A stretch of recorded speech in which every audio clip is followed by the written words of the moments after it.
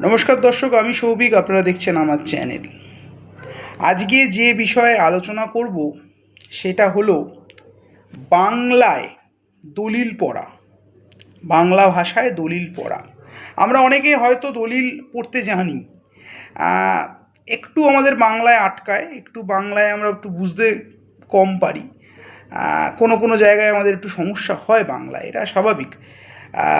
এখন অধিকাংশ জায়গায় অনেকে ইংরেজিতে কমফোর্টেবল এসে গেছে, ইংরেজিটা বুঝতে পারি আমরা, কিন্তু বাংলার চলটাও এখনও রয়েছে। তো আমরা যদি পুরনো যে ডিট ফিটগুলো আছে যদি সার্চ করে দেখি যে এখন ইংরেজিতে, কিন্তু আগের চেন ডিটগুলো সব বাংলায়, তখন আমাদের মাথা বেশ সেরকম করে চুলকোতে হয়, সেরেছে কী হবে রে বাবা। তো এই হচ্ছে ব্যাপার। তো প্রথমেই আমি একদম একদম একটা ছোট্ট আপনাদের ব্রিফ ইন্ট্রোডাকশান দেব বাংলা দলিলের ব্যাপারে।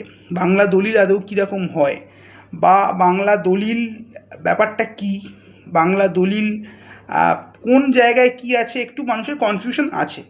তো আজকে আমি একটা দলিল পড়ব এবং বোঝানোর চেষ্টা করব যে এই দলিলটার মাধ্যমে কি কি লেখা থাকতে পারে বাংলায়। ঠিক আছে, একদম একদম প্রথমে যদি চলে যাই, একটা স্ট্যাম্প পেপার থাকে, একটা স্ট্যাম্প পেপার থাকবে, এটা স্বাভাবিক, সব দলিলেই থাকে, বাংলার দলিলেও থাকে। তো স্ট্যাম্প পেপারটা আবার আপনারা যদি দেখেন, আরও আমি যেভাবে একটা বললাম একটা স্ট্যাম্প পেপার থাকে, অনেক জায়গায় একাধিক স্ট্যাম্প পেপার থাকে। ধরুন প্রথমেরটা 5,000, তারপরেরটা 1,000, তারপরেরটা 100 100 100 করে 10, এরকম করেও আসতে পারে। ঠিক আছে, তো আমরা আজকে যে দলিলটা পড়ব, প্রথমেই স্ট্যাম্প পেপারের ওপরে বলা আছে থানা সোনারপুর মৌজা, একটা মৌজা দেওয়া হয়েছে, বিক্রয় সম্পত্তি 2 কাঠা বাস্তু জায়গা। ঠিক আছে, এবার এখানে বিক্রয় সম্পত্তি 2 কাঠার আরও বেশি হতে পারে, 2 কাঠা 100 বর্গ ফুট হতে পারে, 2 কাঠা 120 বর্গ ফুট হতে পারে, এটা ডিপেন্ড করছে ল্যান্ডের ওপর। প্রথমেই আমরা দুজন ব্যক্তিকে পাই, দুটো ব্যক্তি, এক হলো কবোলা গ্রহিতা, ঠিক আছে, তার মানে হলো সে ক্রেতা। ঠিক আছে, আরেকজন পাই কবোলা দাতা, মানে সে বিক্রেতা। এটা পুরো সাধারণভাবে বললাম।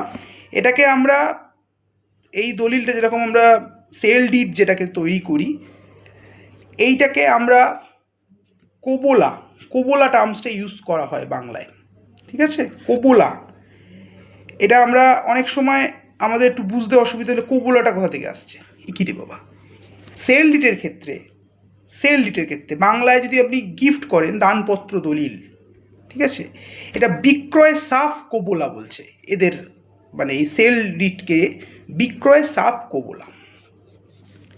এরপর আপনি একটা নর্মাল বাংলায় বলুন বা ইংরেজিতে যেরকম থাকে, গ্রহীতার নাম থাকে, প্যান নাম্বার তো কম্পালসারি, বাবার নাম এবং তার জাতি, পেশা, তার একটা ঠিকানা, এসব ইত্যাদি ইত্যাদি থাকবে। সেরকমই বিক্রেতারও তাই থাকবে। এবার আসার পর আমাদের দেখতে হবে একটা হিস্ট্রি থাকবে, ইতিহাস, মানে জমিটা আগে কার নামে ছিল, কোন ব্যক্তির নামে ছিল।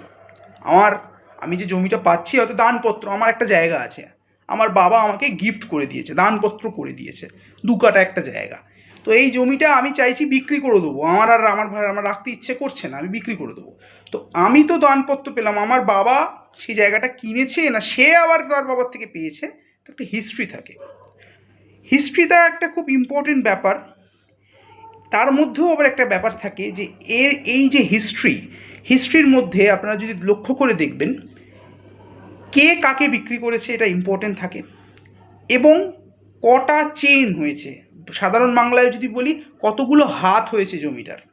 ঠিক আছে, জমিটা তো আজকে এখন অ্যাট প্রেজেন্ট আমি নেব বা আমি কি বিক্রি করব, তো সে তো জানে না, সে তো একদম ব্ল্যাঙ্ক পুরো, তার পক্ষে জানা সম্ভবই নয়। ঠিক আছে, তো এরপর প্রধান, যেখানে আমরা ইংরেজিতে যেখানে দেখি শিডিউল অফ দ্য প্রপার্টি,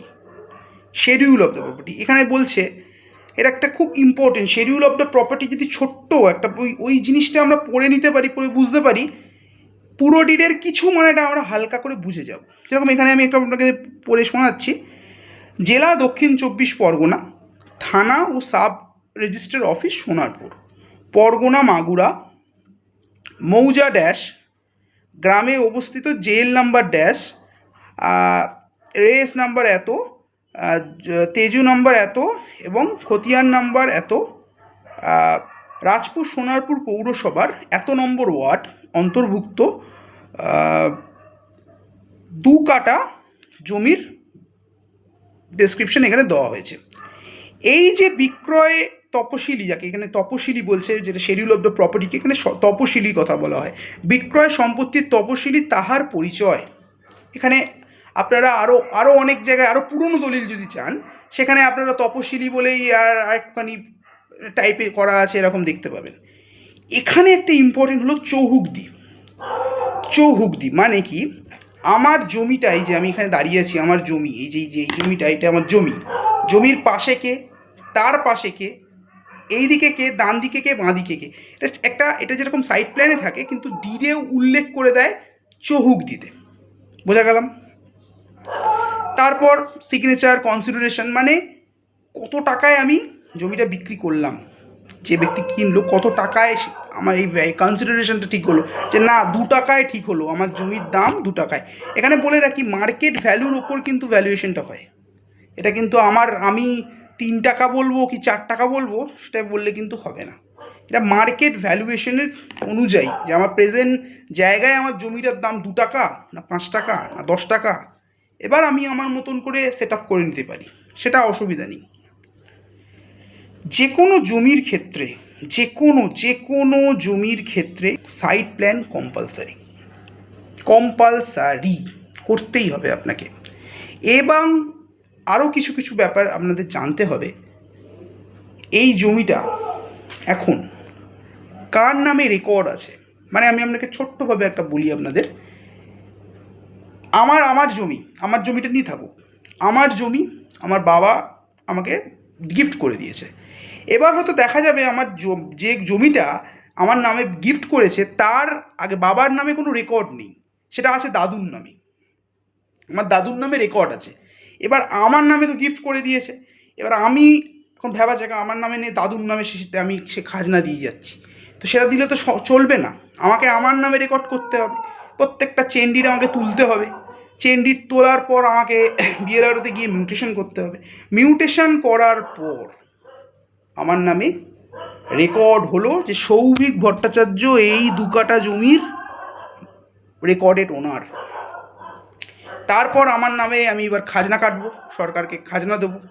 এটার পর যদি আমি এখানে বাড়ি বানাই, স্যাংশন প্ল্যান হাবিজাবি যা প্রসিজিওর আছে মিউনিসিপ্যালের, প্রত্যেকটা মিউনিসিপ্যালের আলাদা আলাদা কিছু কম বেশি ক্যালকুলেশন অনুযায়ী বলি, ট্যাক্সেশনের একটু কম বেশি থাকে, কিন্তু প্রসিজিওরটা এক।